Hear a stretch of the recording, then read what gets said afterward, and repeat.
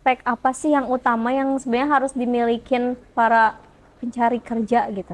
Oh, oke. Sebenarnya berarti standar kompetensi kualifikasinya. Nah, sebenarnya kalau saya sih, kalau menurut saya ya, yang penting teman-teman semua. Selamat datang di podcast Jiwa Berbicara, jelajahi pikiran, pahami kehidupan. Nah, sebelumnya aku mau ucapin terima kasih banyak buat kalian yang udah nonton dari episode pertama. Kita udah 2 kali kan ya guys, bahas POV, seorang founder atau business owner, dari Kang Norman sampai ke Kang Noval. Nah, sekarang kita masuk ke kerangka kerjanya nih guys ya, ke kerangka bisnisnya seperti apa. Kita bakalan ngobrol dengan seseorang nih ya, yang bergelut di bidang manusiaan nih. Beliau ini selalu berkutat gitu ya di dinamika manusia. Kira-kira apa aja sih yang bisa kita bahas? Apakah bisa juga ya kita cari tahu tentang rahasia rekrutmen dari Akang yang satu ini? Kita sambut langsung aja ke Kang Arjuna Aryo. Halo Hai. teman-teman. Boleh Akang kenalkan dulu, Akang Boleh. namanya siapa, juga posisinya apa, pekerjaannya, juga dari perusahaan apa? Oke, teman-teman, saya Arjuna Aryo. Saya dari perusahaan Ciwoks Karya Sinergi. Nah, saya di saat ini alhamdulillah menempati posisi manajer human capital seperti itu. Human capital, Iya. oke. Berarti manajer human capital itu kan Akang kayak sumber daya manusia manajer gitu ya? Iya, betul, betul, betul, betul. Berarti Akang setiap hari menyortir orang kah atau gimana nih Kang pekerjaannya? Sebenarnya nggak setiap hari ya, tapi lebih ke arah kalau misalnya ada kebutuhan. Kan kalau Ciwoks sendiri kan dia bergerak di pengadaan jasa ya. Nah, pengadaan jasanya tuh pengadaan jasa SDM dan juga konsultan bisnis. Nah, sebenarnya tapi setiap minggu selalu ada aja sih kayak interview dan juga ada sortir-sortir CV-CV nih. Kayak gitu untuk pelamar seperti itu. Nah, berarti guys, kita bisa gali banget nih tentang rekrutmen ya. Akangnya kan tadi udah nyebutin kalau Akangnya penyortiran juga, interview juga. Kita bisa bahas ya satu persatu, oke? Nah, kalau dari Akangnya sendiri kan, Akang ini udah berapa lama sebagai manajer? Sebenarnya baru dari Desember kemarin sih, dari Desember tahun 2024 ya. Kemarin baru di jabatannya, dipromosikan jabatannya, terus ya sekitar mungkin 5 bulan lah ya. Ya 4 jalan 5 lah. Sebelumnya Akang dari background yang sama kah atau gimana? Iya, jadi dulu sebenarnya ini menarik sih. Ini boleh cerita nggak ya? Boleh, Cerita boleh, boleh. sedikit. Cerita yang panjang Cerita lah, kita panjang ya, dengerin. iya. Nah, kebetulan waktu lulus dari Unjani ini kan S1 psikologi ya. Nah, kebetulan waktu itu habis lulus saya jadi guru. Jadi guru tuh sekitar 1 bulan lah. Sekitar 1 bulan jadi guru anak berkebutuhan khusus ABK yang ada di Bandung. Nah, dari situ habis itu keterima di salah satu pabrik.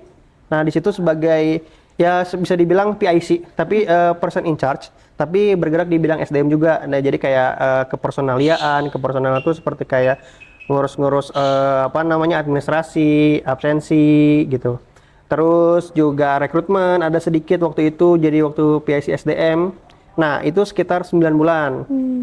Nah, 9 bulan dari situ sudah ya dirasa sudah cukup lah gitu untuk ke jenjang yang lebih baik. Habis itu keterima tuh di Ciwoks sekitar bulan Juli. Ya, Juli.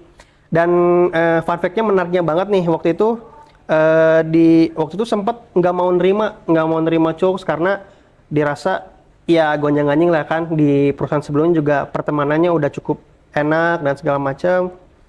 Cuman akhirnya kok bukan keke ya, tapi kok ngehubungin terus gitu. Kayak waktu itu sempet, kenapa sih ini? Karena emang sebutuh apa sih gitu si perusahaan ini? Akhirnya, oh ya udahlah kita coba untuk interview. Akhirnya ya menarik lah waktu itu mungkin udah sama Pak Noval ya, sama teman-teman sama Pak Noval. Terus ya Pak Noval jelasin tuh kayak, oh perusahaan ini tuh seperti ini. Nanti Arjuna bakal handle seperti ini dan seperti ini, yang mana itu memang benar-benar wah challenging banget nih gitu. Memang face-nya di situ kayak kayak ngurus sumber daya, ngurusin SOP, culture company, terus juga public relation, di mana kayak kita menghadapi konflik karyawan itu yang benar-benar karena waktu itu memang basicnya S1, jadi S1-nya psikologi, jadi wah menarik nih gitu. Akhirnya menarik juga untuk kayak kenapa sih si orang menariknya itu adalah kenapa ya orang ini seperti ini? Ada apa namanya, ilmiahnya apa nih gitu dalam psikologi ya. Nah seperti itu.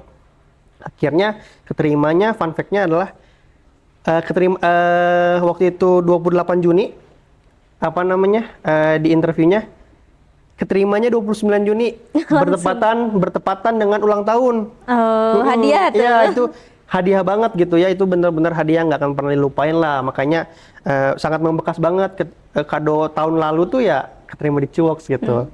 Nah akhirnya dari situ, nah nyambung nih di situ langsung ke staf human capital waktu itu.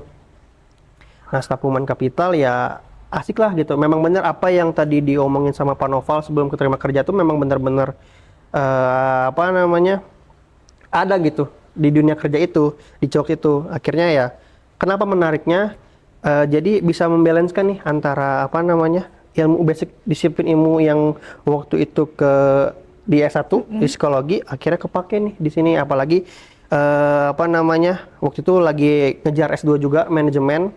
Nah jadi akhirnya ya benar-benar kepake lah gitu. Oke.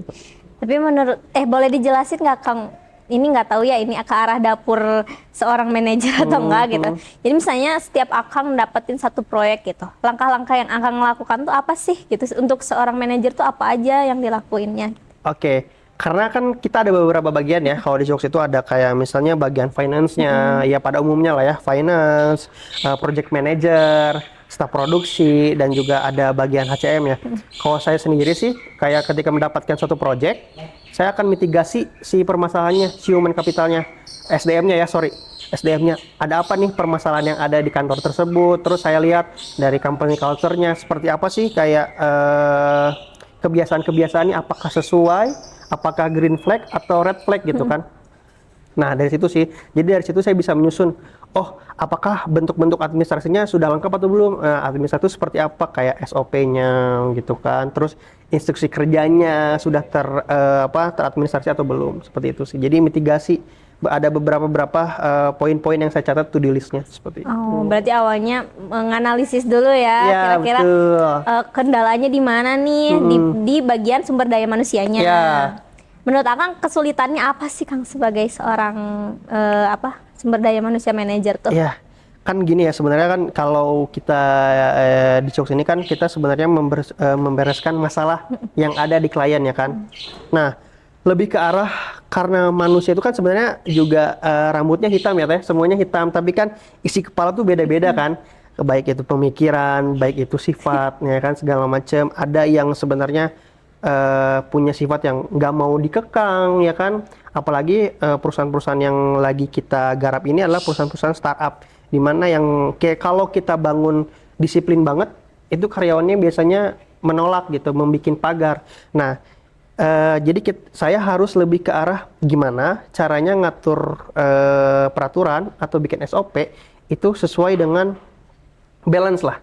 Saya juga nggak bisa nih HR ini kan kalau misalnya harus, wah pokoknya perusahaan harus, kalau menurut saya ya, harus balance nih antara perusahaan dan juga karyawan agar sama-sama enak. Jadi tujuan perusahaan juga tercapai, kayak gitu sih. Berarti kalau Akang kan karena basicnya psikologi, berarti nganalisisnya juga berdasarkan psikologinya dulu ya. Kalau misalnya kendalanya di bidang sumber dayanya tuh kan tadi Akang bilang ada yang nggak bisa ditekan atau nggak bisa kena pressure lah segala macam gitu kan. Berarti Akang nganalisis dari sisi psikologi per orangnya kah atau gimana kalau lagi ngadepin klien gitu? Kalau seperti itu kan karena kita bicaranya perusahaan ya. Jadi kadang saya nggak pernah, jarang itu untuk menganalisis orang per orang, tapi lebih ke arah gimana culture-nya. Oh ternyata, jadi saya percaya things happen for a reason. Jadi ketika perusahaan itu, oh seperti ini, saya harus lihat dulu ke belakang. Kenapa dia melakukan seperti ini? Oh karena mungkin perusahaannya tidak terbiasa dengan ini. Makanya karyawan-karyawannya seperti misalnya A atau B seperti itu. Nah ketika itu saya mencoba untuk pendekatan untuk gimana caranya biar sama-sama enak lah. Saya sebagai manajer human capitalnya untuk gini loh teman-teman, kalau misalnya ada SOP atau peraturan perusahaan yang ini tuh nanti teman-teman akan enak, perusahaan juga akan maju, seperti itu sih kalau saya ya. Nah, kan kalau dari tadi kan Akang sudah menjelaskannya berdasarkan proyek yang memang usahanya tuh lagi apa ya udah ada sumber dayanya gitu. Ya. Tapi ketika proyek tersebutnya membutuhkan nih sumber daya baru entah di bagian staffnya atau ke manajerialnya gitu, Akang ngelakuin rekrutmennya sendiri kah atau gimana? Oh, oke. Kalau rekrutmennya sendiri tuh biasanya kita kolaborasi sih dengan kliennya. Misalnya kalau kita sendiri sih, kalau saya ya khususnya, ini ada dulu nih beberapa proses rekrutmen gitu.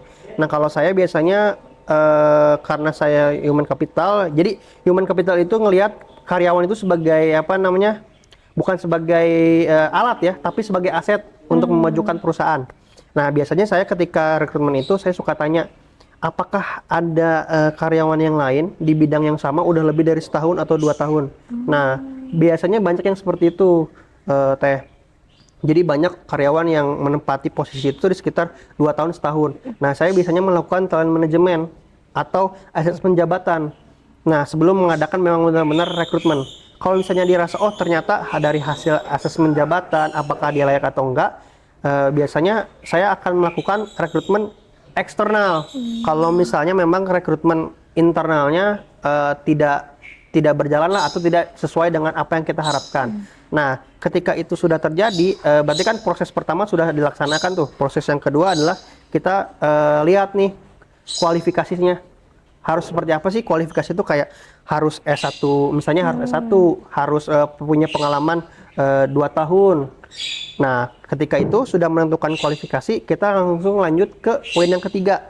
Nah, poin ketiga tuh biasanya kita ngadakan yang namanya asesmen standar kompetensi. Nah, standar kompetensi, misalnya nih broadcasting nih gitu, kayak dia harus pintar ngedit, kayak misalnya Teteh harus apa namanya talkative. Nah, seperti itu. Jadi ada beberapa tahapan yang mungkin teman-teman ini yang biasa saya lakukan ya, mungkin pengetahuan juga nih buat teman-teman. Seperti itu, Teh. Berarti yang mengujinya Akang sendiri kah dari asesmen-asesmen itu? Iya, biasanya kadang juga kalau misalnya si kliennya nunjuk saya, ya biasanya saya. Tapi kalau misalnya tuh kita suka collab sih. Tapi dengan apa namanya kebiasaan yang ada di Cilux, klien-kliennya itu biasanya langsung saya yang handle seperti itu. Berarti Akang bener-bener langsung by one ya sama orang tuh ya, maksudnya duduk depan gini Iya, gitu. betul. Nah, tadi kan Teteh sebenarnya juga tanya ya, kayak Kakang menganalisis dari sisi psikologinya. Nah, itu menganalisis Teh. Kalau misalnya kita mengadakan talent management atau mutasi jabatan, kita pasti akan lakukan interview ulang, wawancara ulang. Nah, kita bisa lihat di situ kan apakah orang itu gugup, apakah orang itu tidak bisa terbiasa dengan tekanan. Itu kan biasanya tuh terlihat pada saat interview. Ada aja sih orang yang biasanya pintar ngomong, tapi ketika one by one itu ada aja kayak tingkahnya yang gelisah, nggak lihat jam terus, apa namanya terus keringetan. Itu kan kelihatan ya kayak gitu sih. Berarti menurut Akang sebagai manajer sumber daya manusia itu kualifikasi apa sih atau spek apa sih yang utama yang sebenarnya harus dimilikin para pencari kerja gitu? Oh, oke. Sebenarnya berarti standar kompetensi kualifikasinya. Nah, sebenarnya kalau saya sih, kalau menurut saya ya, yang penting teman-teman semua punya gelas kosong sih. Dimana kan kita tuh selalu terbentur dengan apa ya, status sosial lah, kayak oh saya sarjana psikologi nih gitu, berarti saya paling paham nih tentang psikologi. Ya nggak kayak gitu. Nah, pekerja tuh harus punya ya standar apa namanya gelas kosong lah. Jadi ketika kita ngasih arahan, kita ngasih pembelajaran baru dari teman-teman atau karyawan yang lain, nanti bisa enak lah gitu. Jadi gelasnya jangan penuh, biar nggak keras kepala kayak gitu. Nah, rata-rata pelamar tuh yang baru ngerasa ya lulusan baru, jadi ngerasa bisa semuanya seperti itu. Itu poin pertama. Poin kedua, setidaknya punya pengalaman organisasi lah, memanage orang atau mengadakan suatu rangkaian kegiatan, panitianya lah, biar tahu kayak gimana sih caranya berkoordinasi dengan orang, bekerja di dalam tekanan, seperti itu. Dan yang ketiga adalah jangan lupa juga untuk update soft skill. kayak gitu, kayak ikut seminar, ikut kelas, ya sesuai dengan bidangnya masing-masing sih, seperti itu. Oke Kang, aku menarik sama pernyataan Akang yang pertama ya. Ya. Kayak berarti kan waktu interview kan kelihatan ya Kang, Ya. mana sih orang yang apa sih memperlihatkan bahwa oh ya Dima kayaknya dia menyediakan gelas kosong untuk diisi gitu kan. Ya. Nah itu tuh kelihatannya tuh dari mananya gitu menurut Akang sendiri gitu. Ya, kadang kalau interview sebenarnya kalau saya sih kadang suka nanya nih gitu kalau interview pernah pernah ngapain aja semasa di kuliah. Nah, kadang saya suka sebagai interviewer, kadang saya suka sengaja untuk menurut saya nggak seperti itu. Karena menurut saya mah ini nggak terlalu penting. Kadang ada orang yang, oh enggak Pak, karena berdasarkan pengalaman saya dan juga menurut hemat saya, ini harus seperti ini Pak, karena orang-orang tuh rata-rata seperti itu. Nah, itu kan kadang mempertahankan apa yang dia rasa benar ya. Karena sebenarnya kan saya ngetesnya sebagai diskusi aja gitu. Karena kalau misalnya seperti itu kan tidak menerima masukan ya, seperti itu. Oh berarti berdasarkan ngobrol dari situ, oh kalau jawabannya terkesan defensif atau merasa bener banget nih Iya. kayaknya, oh dari situ udah Akang langsung masukin checklist Iya, gitu lah iya, ya. iya, Oke. betul. Nah nyangkut ke yang rekrutmen tadi ya Kang ya. Menurut Akang keputusan tersulit seorang HR pada saat rekrutmen itu ketika apa? Ketika apa ya? Jadi kan kita namanya HR ya, biasanya kadang juga budget perusahaan nih tidak cukup juga gitu. Kita harus lihat itu juga ya sebagai HR gitu. Walaupun kita harus juga menuntut tujuan perusahaan. Nah biasanya ini baru kejadian banget nih. Saya nerima kandidat yang benar-benar bagus banget nih gitu, benar-benar bagus lah. Dari secara kualifikasi dan secara kompetensi yang saya dapat lah, saya mau banget dengan karyawan itu. Cuman ternyata ketika kita negosiasi gaji tidak Masuk ya. nggak masuk. Jadi keputusan terberatnya apakah saya mau nerima itu tapi cost perusahaan cukup dana operasional cukup terkuras, atau saya harus nyari kandidat yang lain yang mungkin tidak sama bagusnya dengan si kandidat tersebut. Itu sih keputusan yang benar-benar sulit sih menurut saya di HR ya. Seperti itu. Tapi yang Akang putuskan jadi apa menurut Akang yang terbaik? Akhirnya karena saya ngelihat dari sisi perusahaan ya teman-teman, juga saya harus lihat juga dananya. Jadi akhirnya saya memutuskan setelah koordinasi gitu kan ya, setelah koordinasi dengan dengan tim yang lain juga, akhirnya ya dengan berat hati harus tidak diterima gitu karena tidak masuk budget lah, seperti itu. Dari yang tadi ini kan orangnya bagus banget nih Kang. Nah, apa sih yang dia miliki sampai menurut Akang ini tuh orang cocok banget untuk menerima gaji sekian gitu? Oke. Teman-teman nih, buat teman-teman juga ini yang misalnya pelamar-pelamar baru ya, jangan lupakan apa yang teman-teman tulis di CV juga. Teman-teman tulis di CV, teman-teman harus bisa menjelaskan juga. Jadi rata-rata cuman asal comot aja lah, kayak mengikuti kelas ini, ikut organisasi ini, tapi ketika pencapaian di situ teman-teman nggak bisa jawab tuh gitu.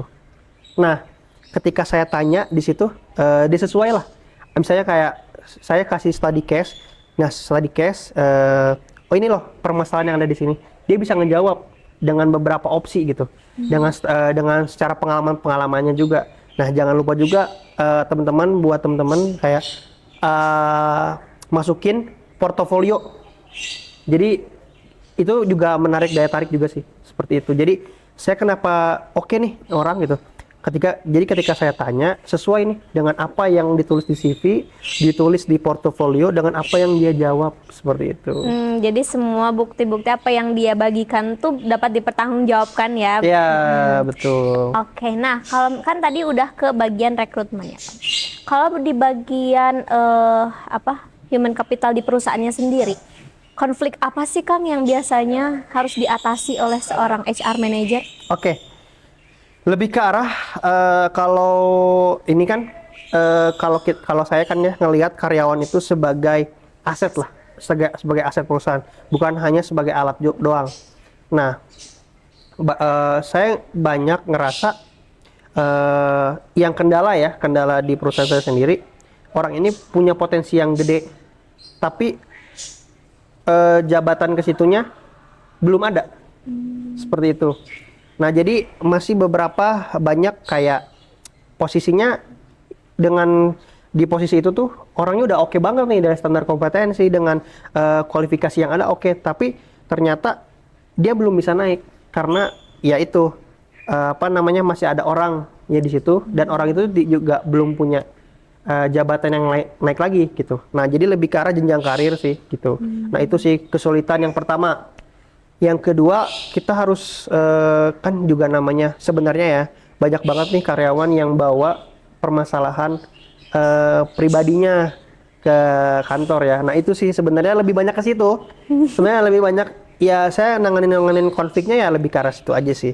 Kayak gitu. Jadi saya gimana caranya saya untuk nangan itu ya, saya lebih ke arah ajak konseling aja, saya memvalidasi apa yang dia rasakan gitu, dan saya juga akan kasih harus saran harus gimana kayak gimana.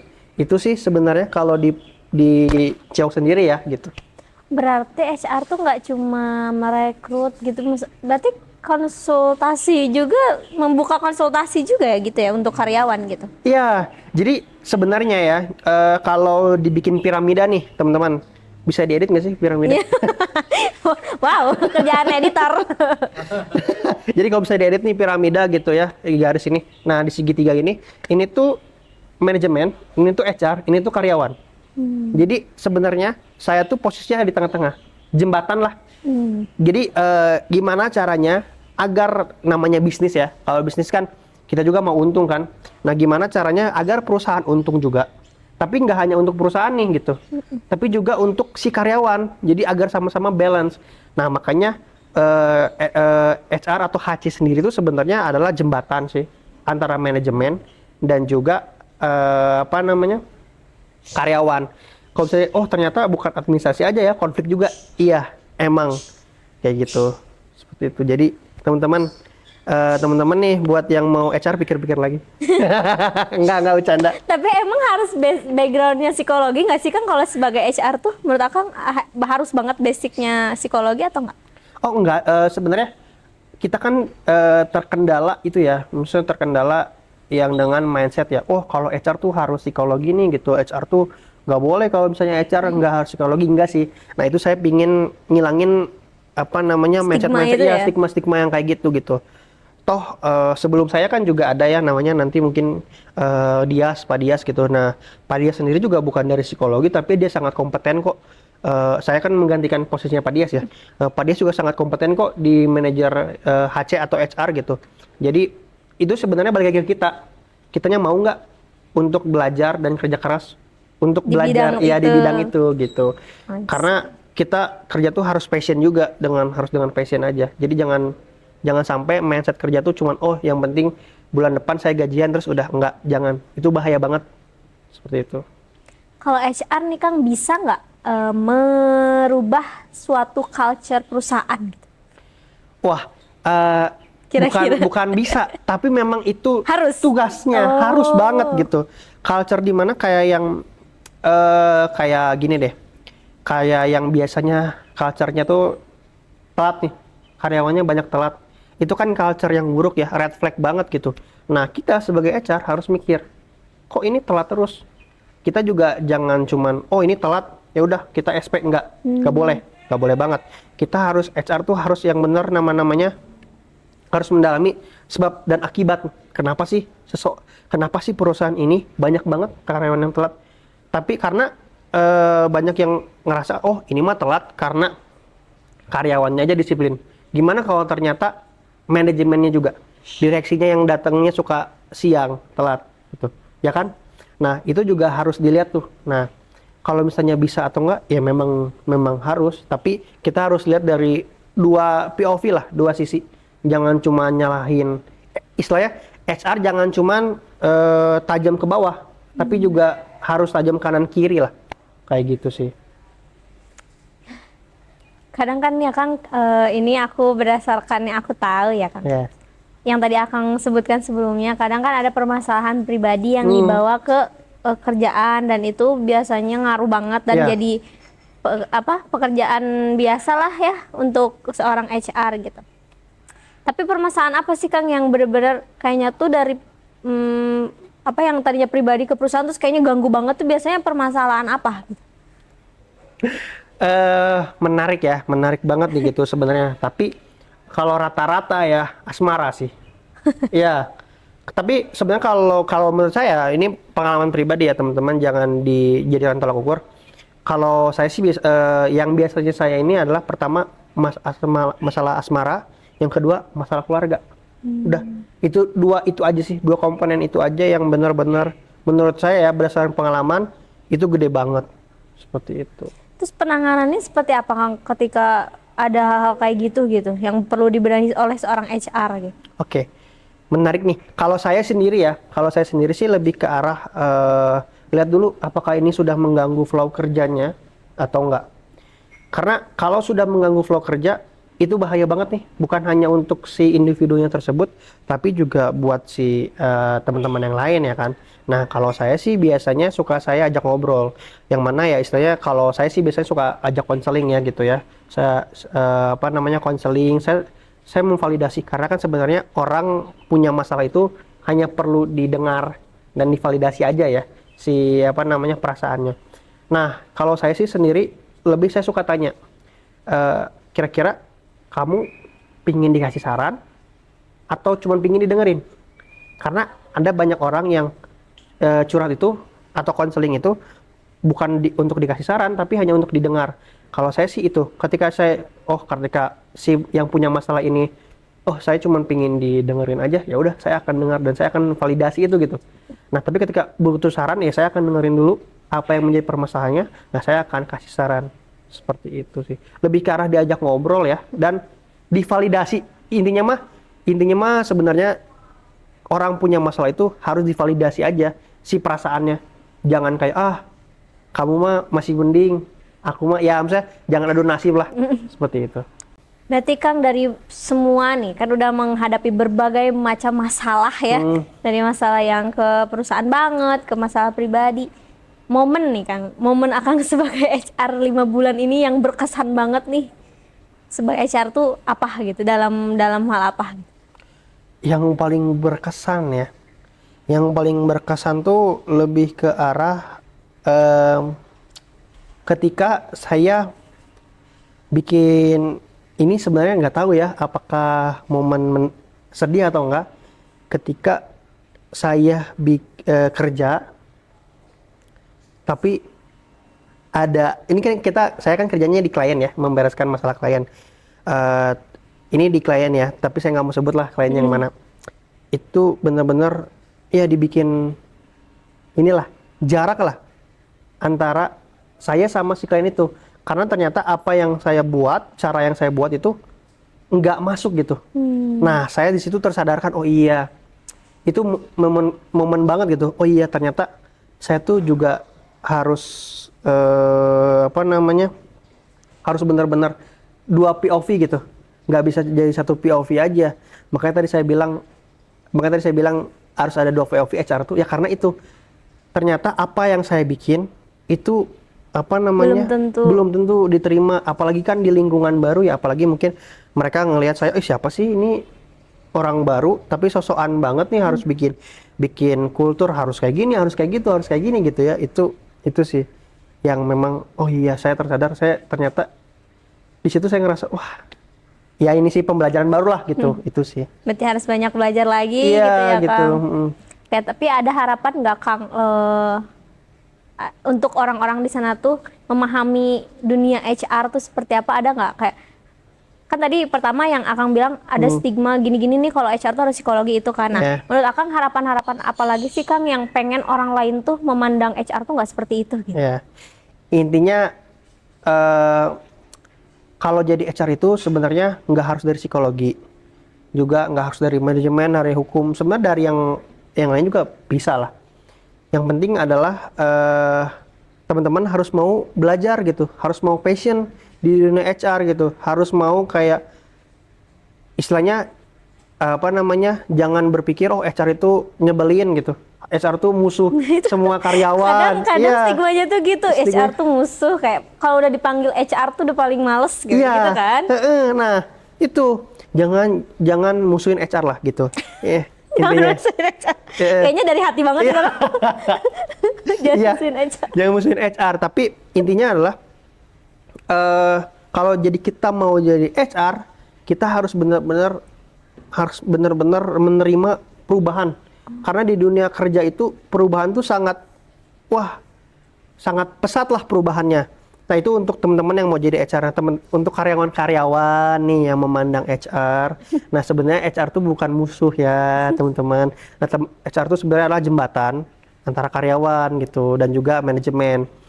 Seperti itu sih harapannya. Jadi harapannya adalah teman-teman yang mau jadi HR itu harus mau belajar, dan juga jangan punya mental berangkat pagi pulang sore udah gitu, enggak, tapi harus passion di bidang yang teman-teman mauin gitu, seperti itu. Nah, untuk teman-teman karyawan, pokoknya HR itu bukan musuh deh aja.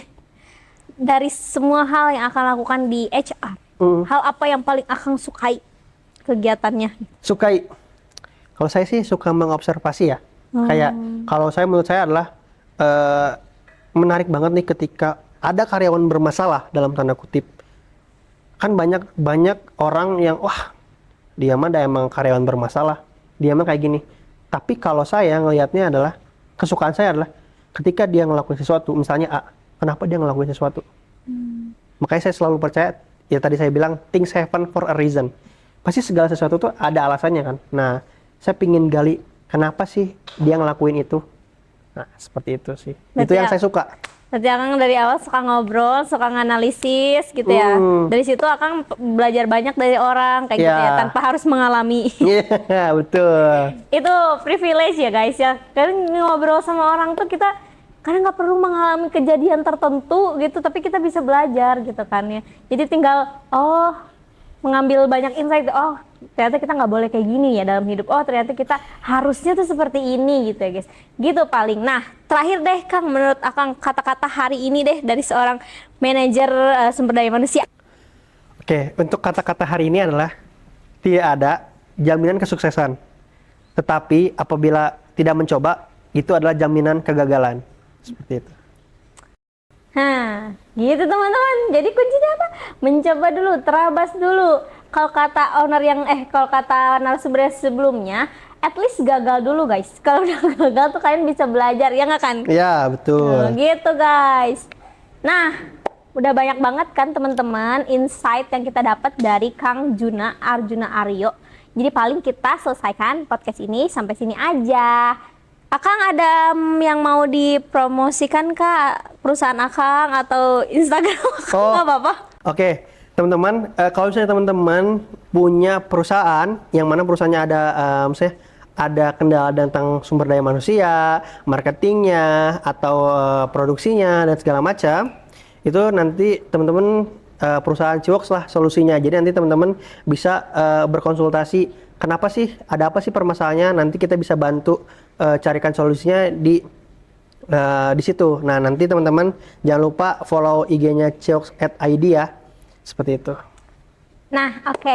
Jadi nanti semua tentang Ciwoks bakal kita cantumin di deskripsi. Makasih untuk yang udah nonton podcast kali ini. Juga terima kasih buat Akang yang udah datang, udah bersedia untuk aku korek ya.